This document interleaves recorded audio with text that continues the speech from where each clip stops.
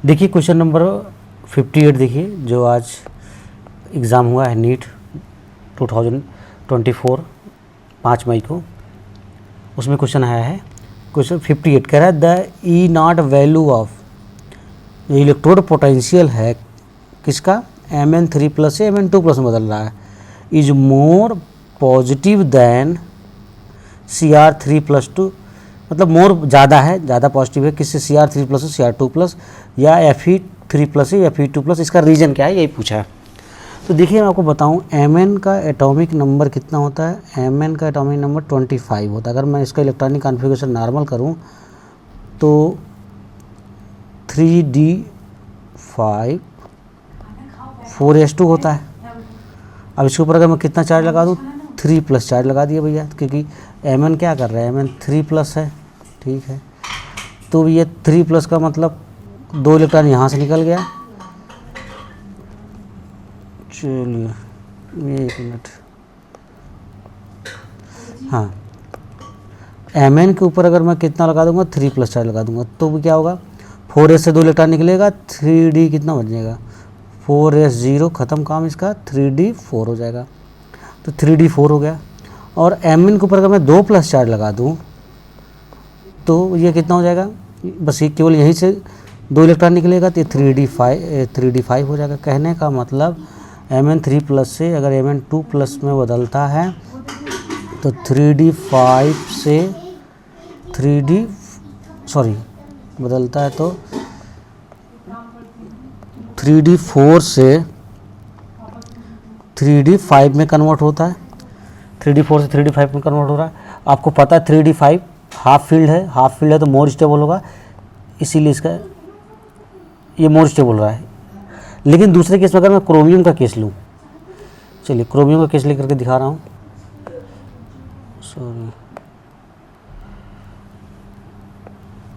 देखिए क्रोमियम का केस लेकर के मैं आपको दिखाऊं, क्रोमियम का एटॉमिक नंबर कितना होता है, 24 होता है। 24 का मतलब एक्सेप्शन है, 3d5 4s1 होता है।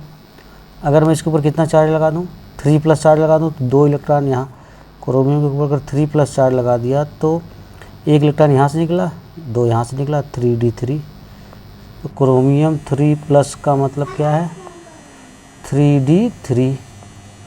और क्रोमियम अगर 2+ कर दूंगा, 2+ तो देख लीजिए यहीं से एक यहाँ से 3d4 हो जाएगा, 3d4 हो जाएगा। तो देखिए 3d3 से 3d4 हो रहा है, जबकि ऐसा कोई मोर स्टेबल वाला केस तो है नहीं। इसी तरीके से Fe3+ का Fe2+ में करेंगे तो ये भी मोर स्टेबल वाला केस नहीं आएगा। तो क्यों ऐसा होता है, उसका रीज़न यही है। इसका आंसर हो जाएगा आपका सेकेंड। देखिए 3d4 से 3d5 में हो रहा है Mn में। तो ये होगा 58, क्वेश्चन नंबर 58। चलिए आगे नेक्स्ट क्वेश्चन देखते हैं। क्वेश्चन नंबर 59, क्वेश्चन नंबर 59 कह रहा है the highest number of helium atom in, helium का हाईएस्ट नंबर ऑफ एटम पूछा है, नंबर ऑफ संख्या पूछा है, किसमें होगा। चलिए बताता हूँ फटाफट, ये मोल कॉन्सेप्ट का क्वेश्चन है। कह रहा है लिखा पहला ऑप्शन है इसमें,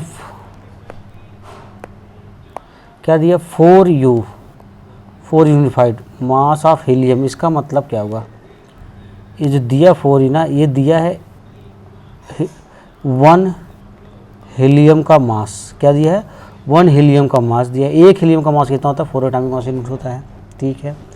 दूसरा ऑप्शन क्या दिखा है, कहने का मतलब नंबर ऑफ हीलियम कितना होगा, इसमें 1 हो गया। दूसरा ऑप्शन है 4 ग्राम हीलियम।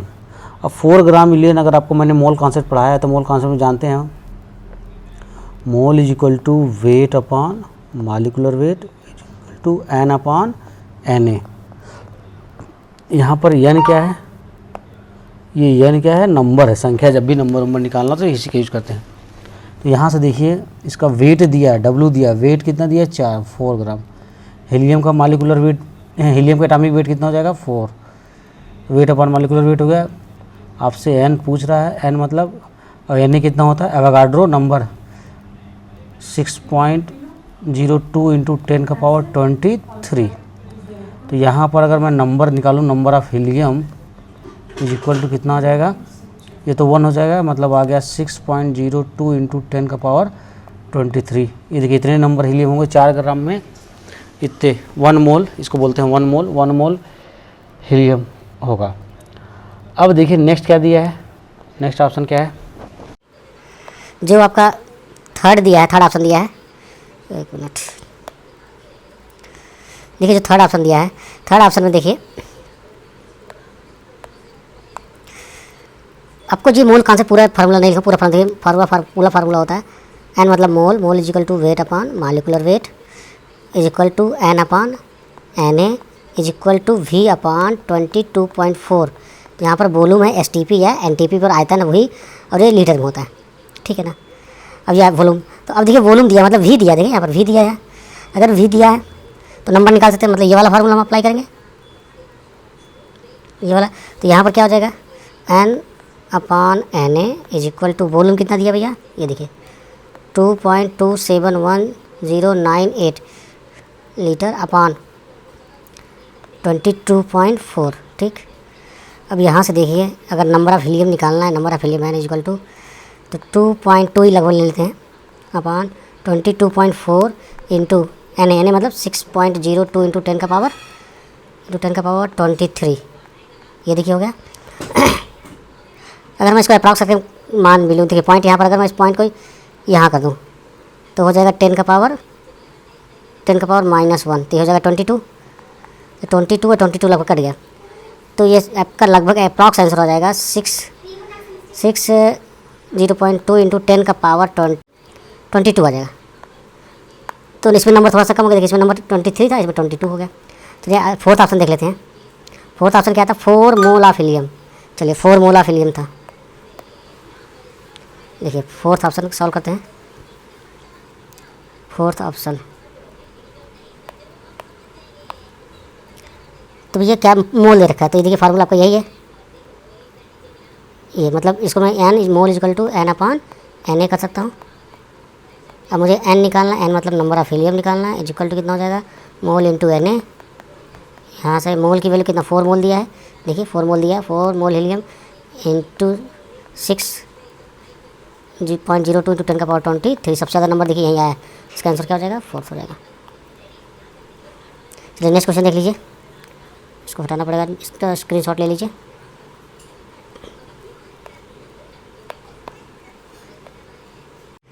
क्वेश्चन नंबर 60 देखिए, कह रहा है कि क्वेश्चन नंबर 60 देख लीजिए क्या कह रहा है, विच प्लॉट ऑफ एल एन के versus 1/t is consistent with RNS equation. तो आपको आरएनएस इक्वेशन पता होगा, मैं बता रहा हूँ आरएनएस इक्वेशन। देखिए इसका ग्राफ कैसे बनाएंगे, चलिए यहाँ देखिए आरएनएस इक्वेशन आपने पढ़ा होगा, L N K is equal to L N A minus activation energy E A by R into T, यही पढ़ा होगा। अब देखिए इसमें, तो ये एल एन के पूछा, ये हो गया आपका वाई एक्सिस, 1/t है, देखिए 1/t हो गया आपका एक्स एक्सिस, और ये क्या हो जाएगा आपका m, और ये क्या हो जाएगा भैया c, तो -m हो रहा है। तो किस टाइप का ग्राफ मिला आपको, y is equal to -mx plus c type का ग्राफ मिल रहा है आपका, तो y is equal to c minus mx type का ग्राफ मिल रहा है। तो इसका ग्राफ आपको पता है कैसे बनता है, ये देखिए, तो इधर हो जाएगा एल एन के, और इधर आपका 1/t, ये होगा इंटरसेक्ट पॉइंट सी पॉजिटिव है तो ऊपर ही रहेगा, और थीटा की वैल्यू क्या m निगेटिव है, तो थीटा की वैल्यू किसके बीच होती है, 90 ज़्यादा 180 से कम। तो ये देखिए आपका आएगा, ये इस टाइप का ग्राफ बनेगा, तो आपका इसका आंसर क्या होगा, थर्ड। इक्वेशन याद रहेगा तो बन जाएगा, कोई नोट्स में बताया गया है। चलिए क्वेश्चन नंबर 61 फटाक से देख लीजिए। तो क्वेश्चन नंबर 61 क्या कर रहा है, the compound that will undergo SN1 reaction with fastest rate, बताओ, सिंपल सा क्वेश्चन है। तो भैया SN1 रिएक्शन आपको पता है 3 डिग्री एल्काइल हैलाइड होना चाहिए, या वहाँ से अगर SN1 में आपको पता है कार्बोकेटायन बनता है, अगर यहाँ से Br निकाल लेंगे तो यहाँ पर क्या बनेगा, कार्बोकेटायन।